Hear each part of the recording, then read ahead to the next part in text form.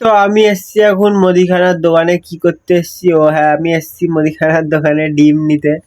আর ডিম নিতে এসছিলাম, আর আমাদের পাড়ার একটা ছেলেকে বললাম একটু ক্যামেরাটা ধরে দিতে। সেই ক্যামেরা ধরে আমি বলছে, ব্লগ করছিস, আমার গাড়িটা একটু প্রচার করে দে। মনে হচ্ছে কুরিয়ারের কাজ করে। গোল্ড প্লেটের সিগারেটের প্যাকেটে আমাকে 3টে ডিম দিয়ে দিচ্ছে, আর উপরে যে রান্নাঘরটা দেখতে পেলে ওখানে আমি রান্না করবো। আর আমার উপরে ছোট গ্যাসটা খারাপ হয়ে গেছে, তার জন্য মা আমাকে বললো তুই এই গ্যাসটা নিয়ে নে, মাদের আর একটা গ্যাস আছে, ওই গ্যাসটাতে মারা করবে।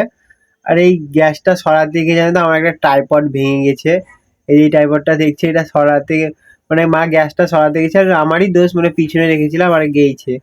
এমনিতেই ভাঙা ছিল, ফেভিকুইক দিয়ে আটকেছিলাম, গেল। আবার কিন্তু বেশি ক টাকা নিয়েছিল, মনে হয় 450 টাকা নিয়েছিলাম মিশো থেকে। তাও বেশি টাকাও না বললে হবে না, কষ্ট লেগেছিল। 450 টাকা মায়ের কাছ থেকে কেঁদে কেঁদে নিয়েছিলাম। তারপর এখানে আমি গাইস মশলা করে নিচ্ছিলাম। আমি ঝাল কম খাই, তার জন্য লঙ্কা, রসুন, পেঁয়াজ, এটা হচ্ছে আমার মিক্সি। আর চাকুটা না হারিয়ে গেছে, মানে আমার ভাগনা কোথাও ফেলে দিয়েছে বা কোথাও রেখে দিয়েছে, তার জন্য ছিচকাতে করেই পেঁয়াজ টিয়াজ মশলা কেটে নিয়েছি। ডিম ভাজা হয়ে গিয়েছে। তারপর তেল গরম হয়ে গেল, সেইখানে মশলাপাতি পেঁয়াজ মিয়াজ টমেটো মমেটো কেটে। আর এই ক্যামেরাটা কে ধরে দিচ্ছে? আমার ভাগনা। মানে ওকে যদি বলি যে তোকে 10 টাকা দিব বা ইউটিউবে কার্টুন দেখতে দিব, তাহলে ও ক্যামেরা ধরেছে। আর মারা এখানে করেছিল পাটের শাক আর কি কি তরকারি করেছিল। তো আমি ডিমের ঝোল করেছিলাম বলে সেগুলো নিনি। আর গাইস ডিমের ঝোলটা হেভি লাগছিল।